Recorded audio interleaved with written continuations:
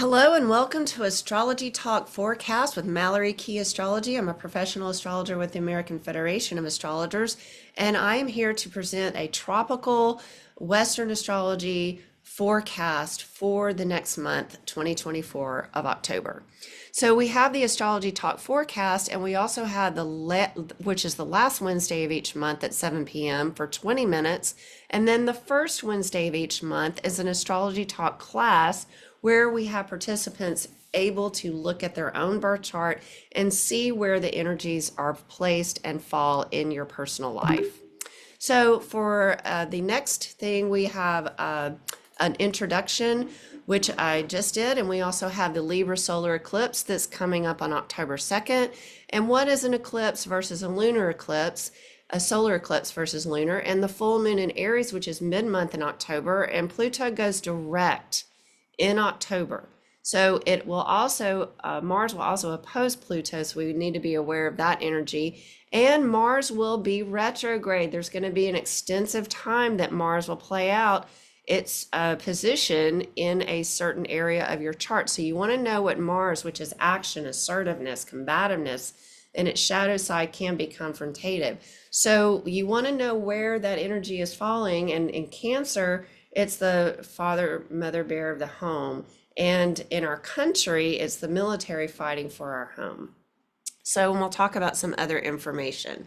So the new moon solar eclipse is in Libra at 10 degrees. Find out where this is in your chart so that you'll know the department of life. Is it in relationship department, marriage department? Is it money? Is it your job or work, or is it home? So look, we'll discuss that also in that first Wednesday of each month.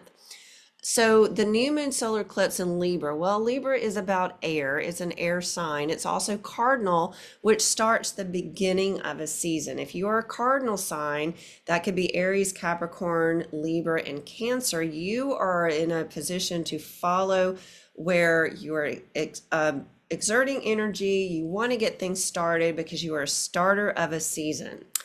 The sign of the scales of justice is that symbol for Libra, and it's ruled by the planet Venus, which is love, beauty, money, resources, talent, your possessions, and it's big about relationships. So if you're out of kilter with relationships, Libras don't like that. They want to know where they stand. They want to feel comforted and comfortable about how things are going in the relationship. And they have a beautiful way of balancing those scales. If they have conflict, or if they're witnessing a conflict, they usually don't like to engage in that. So they might leave the room, or they might not be part of that conflict. And then they will come back later to help, even the air, even the energy of that perceived conflict. Or the actual conflict. So the new moon solar eclipse being in Libra, well, there are a lot of people that do different types of ceremony. It is completely up to you if you even want to engage in quote ceremony.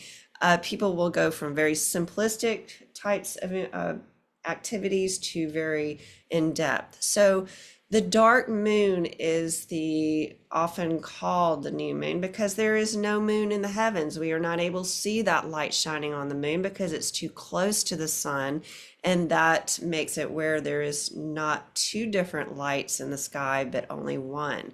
So that's our sun, which will be hidden in the evening time, so there is no light.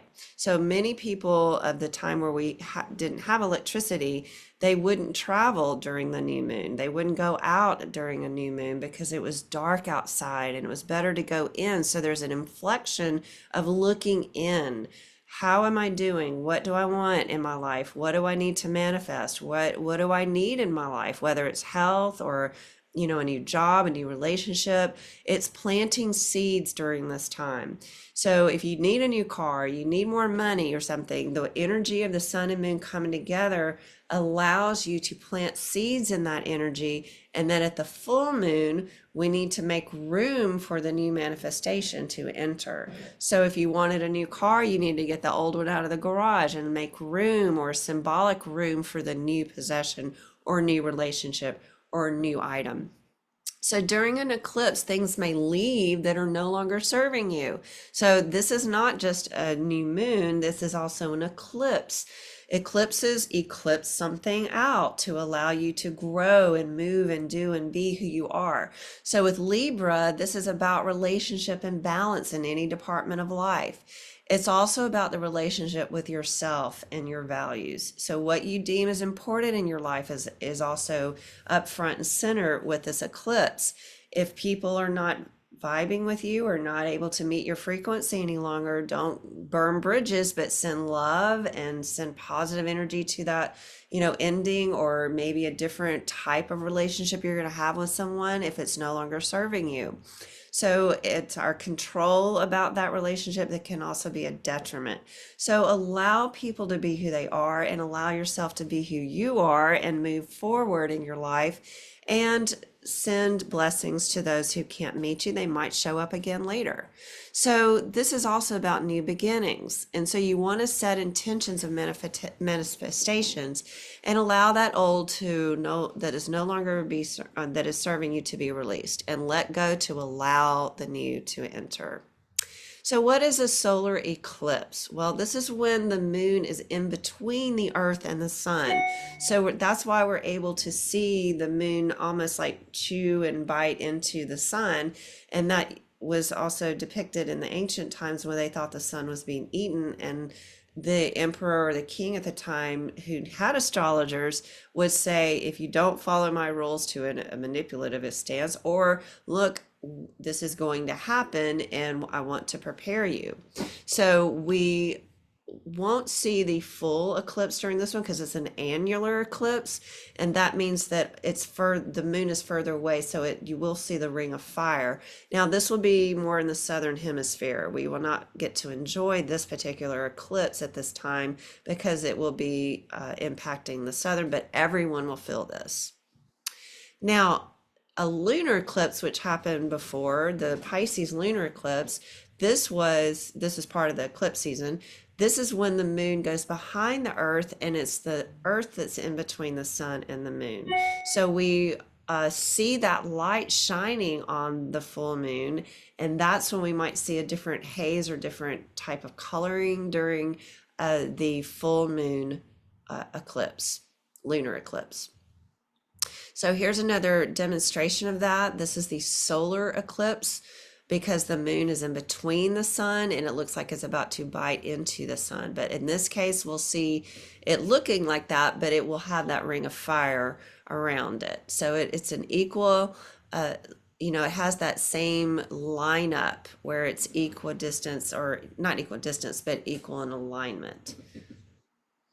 So the annular solar eclipse happens when the moon passes between the sun and earth, but it's not at its near point. It's at the farthest point from the earth. A total solar eclipse, again, to reiterate, is when the moon passes between the sun and the earth, completely blocking the face of the sun because the moon is closer to the earth. Now, the new moon annual solar eclipse, take note that this is when it will happen at the exact moment. October 2nd, 2024, 1:48 p.m. Central Daylight Time. That's 1:36 p.m. Nashville, because we are 12 minutes away from that longitude line of 90-degree Central Standard Time. So you need to adjust for your own time zone, and then it would take more information if you knew your city, but you can get a general gist. Now, the eclipse of this type of annular solar eclipse is going to have a theme, and the theme of this one, as we mentioned with Venus and Libra, it's about self-care and balance in relationship with self and others. So here's where the sun, the moon, and it will be right next to Mercury, which is at 11 degrees. And I want to mention, now that we are seeing the visual, the nodal axis is when there is an eclipse. Anytime the full moon or the new moon are close or within 12 degrees, there might be a variant on that, could be 15, but usually about 12 degrees or less, that it's close to that axis point.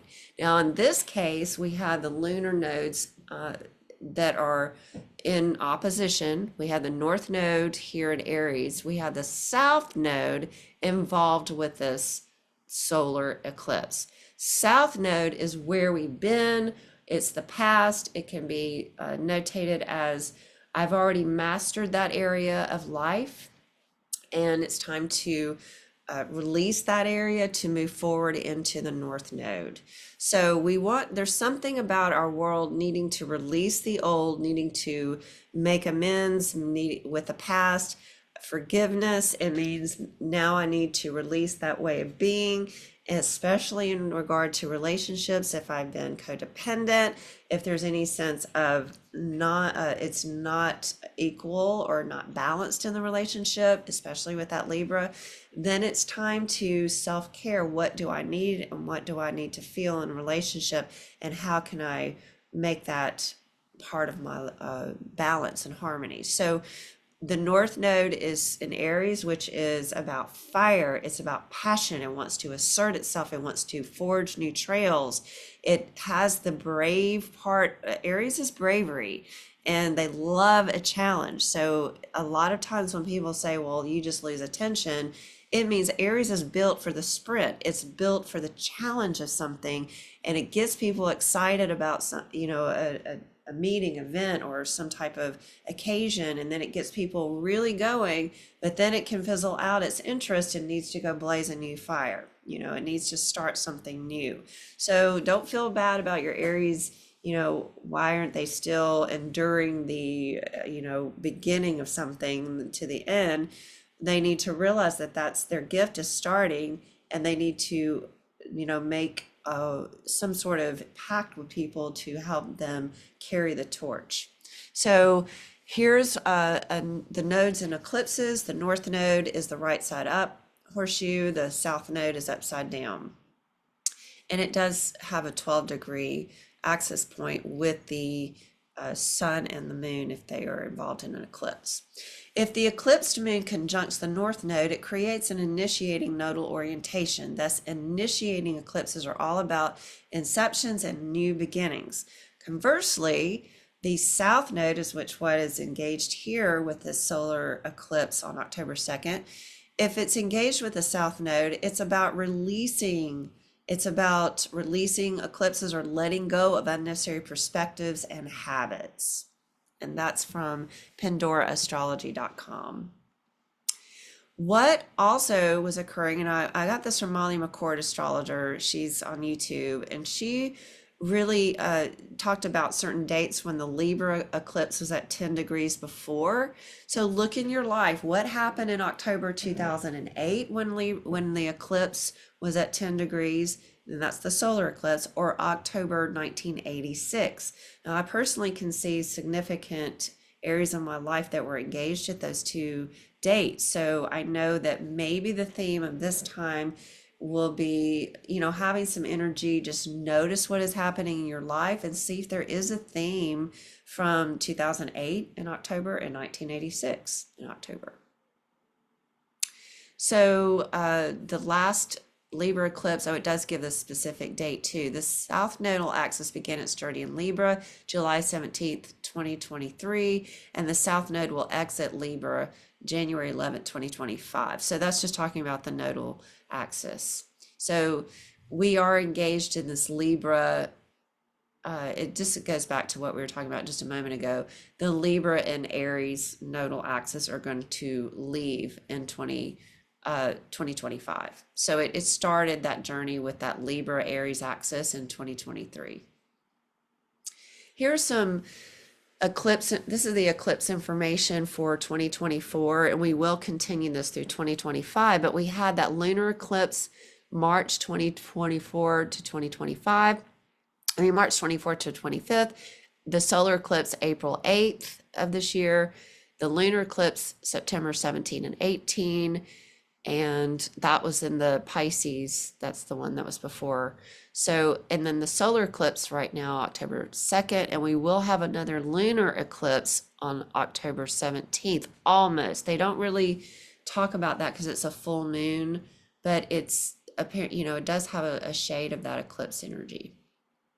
Now, the other thing happening with this new moon solar eclipse on October 2nd is that it's going to make a square to Ceres. Now, Ceres is it represents nurturing. And Ceres, therefore, it reveals information about the mother-child relationship. It's how we nurture others. and how we need to be nurtured. So this is very big theme with Libra and it being squared to Ceres.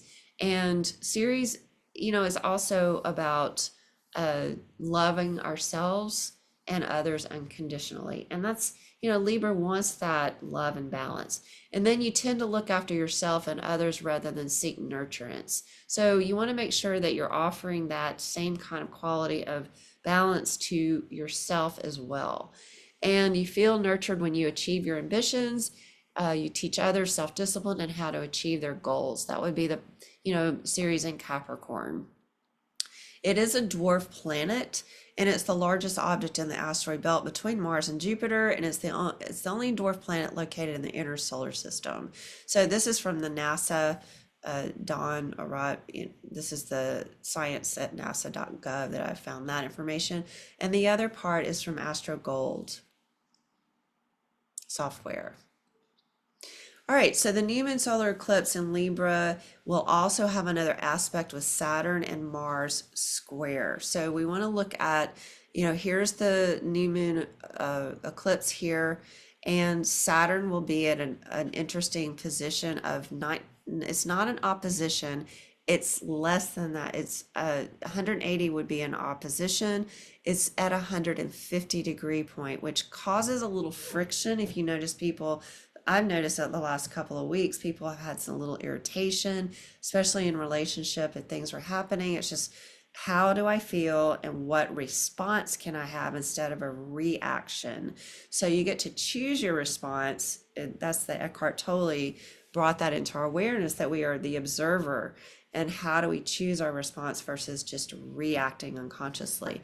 The other thing is that it is going to have a square to Mars. It's not it's 5 degree or 4 point something degrees, but this is 10 to 15, and this is applying. So there is going to be some movement with Mars, and Mars is action. Mars is assertion. It wants to go for, as we mentioned already, and having it in Cancer means the fighter of the home.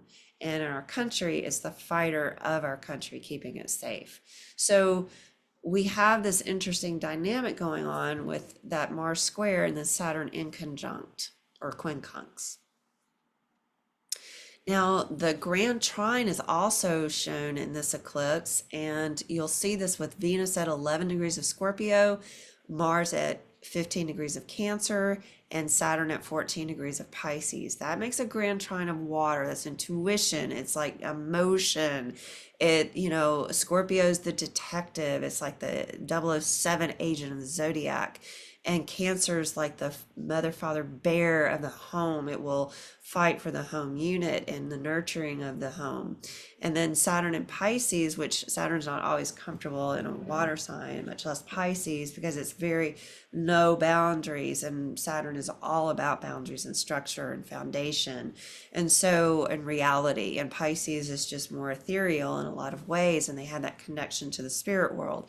So Saturn in Pisces, with that, water trine, this is strong. So this is pretty close, and it's all during that eclipse. So there may be an emotional quality going on as well. If you feel like you just want to cry and you want to get out something with emotional, especially from the past, and also in relationship, and also about what you want to do and engage in.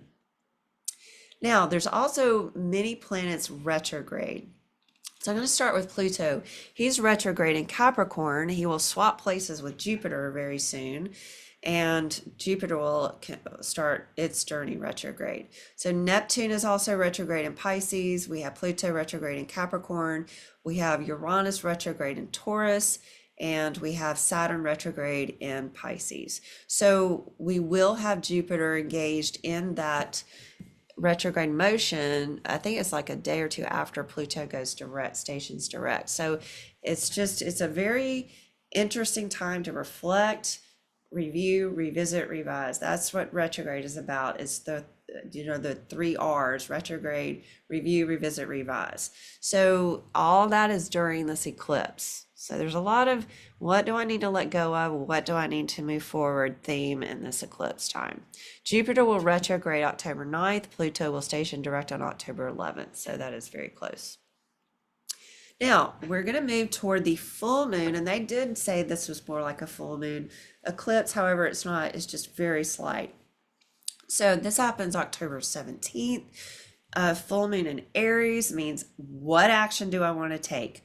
I've got to release to allow the new to enter, especially when you planted seeds, if you did at the new moon. So this is a time where it's intense. Another, time to watch people, especially with that fire Aries, combative, confrontive on one end, but then wanting to have the brave courage and, to take action. So just notice during that mid-October how you're feeling, and then this would be not the time maybe to confront people unless you're being a doormat and you need to use that energy to engage, appropriately and with observation and awareness. So the full moon in Aries, as we said, is fire. It's also the cardinal, as we mentioned. It's it's actually starting of the whole zodiac calendar, and Aries is the beginning of spring. So we have spring, that feeling of I'm going to start something new. Of course, it's that's also about the ram. It's ruled by Mars. And then the sun will be in the air sign, the cardinal sign of Libra, and it's the scales of justice. So that's, the sun will still be in Libra, and the moon will be 180 degrees opposite in the Aries sign. So we still have that, the nodal axis in those two areas of Aries and Libra. And we are dealing with, the first part of that initiating with the sun and moon together in Libra, and then the moon goes opposite in the sign of Aries. Now, the full moon ceremony, this is time to release, let go, write down what I need to let go of, and write down what I wanted to have planted and start to blossom in this full moon. Now, if it didn't show up, does not mean it's not in process, okay? So if you go, well, my car didn't show up, my relationship didn't show up, my check in the mail didn't show up, the bonus or whatever, don't think that it's not in progress, okay, or not in process. So you want to realize that, what do I need to let go of to allow that new to enter? And when you imagine that new car, what color it is, what it feels like when you drive it, imagine things in your mind. If you can't see it in your mind or feel it, it's hard for it to come to you. So it doesn't mean it's not available. It just means, how am I going to be open to receive that energy and manifestation in the physical form? So our imagination is key, and it's huge in manifestation. So imagine it, build it in your mind, and they will come, it will come. And also, just a note on that, I am statements. I am driving my brand new car. I am in my beautiful, wonderful relationship. I am holding the check in my hand to deposit in the bank. So those I am statements are also important. Full moon in Aries is at 24 degrees. So write this down or note it in your chart. Where is 24 degrees in your birth chart? That will show the Department of Life energized for you personally. October 17th at 6:25 a.m. Central Daylight Time. If you're in Nashville, that's 12 minutes behind that at 6:13 a.m. And it's Aries, the ram. And so we have the sun in Libra, and then we have the moon in Aries. That's going to be the opposite, 180 degrees apart at that 24 degree point. So you want to know the Department of Life that this is energizing, and both departments of life will be illuminated. And then the moon, our emotional body, the sun, our true self. How is this interacting together in my chart? Pluto, October 2024. What is it? What's happening with Pluto? Well, it stations direct in Capricorn October 11th, 2024, and the moon conjuncts to Pluto, with Mercury square to Pluto, Uranus trine to Pluto, Neptune sextile to Pluto. So here's that 29 degrees of Capricorn, and here's the moon not too far away. So the moon was engaged the day that when it stations to go direct. Pluto will enter Aquarius November 19th, 2024. You can't see that right there, but that's when Pluto will go back into Aquarius right around Thanksgiving. So November 19th, we will feel a shift of that energy from an earth sign, the government, banking structures in life, societal structures, to Aquarian, the humanitarian, technology, space travel, air flight. It's about our crypto, money, banking, and more of a different type of venue. And it's also about AI. So we have to realize there's a shadow to all the new technology, and there's also good. What can be focused on the good with that technology? It is very daunting, and it can be used for, in a corruptive way. However, where we focus our attention on how we can utilize that, humanitarian, Aquarius energy to allow that to be engaged in a positive way. So the next thing is, let's see, we have the Uranus. So this is in an earth sign, air sign. So this is, this is the 27 degrees where the Mercury is square to Pluto, and we have a trine to Uranus to Pluto, and then we have a sextile that's the 60 degrees. So there's some positive energy, and there's some interesting communications that may be, involved here. What will we hear as Mercury speaks to Pluto in a where we have to make a decision? And then Uranus is a lovely positive aspect. So Pluto stations direct on October 11th, as we said. It will enter into that Aquarian energy on the 19th of November, and will enter Pisces March 2043. So it will stay full time in Aquarius from now on. That's the point of this slide, is that when we have Pluto now engaged, it has its foot in there a couple of times already.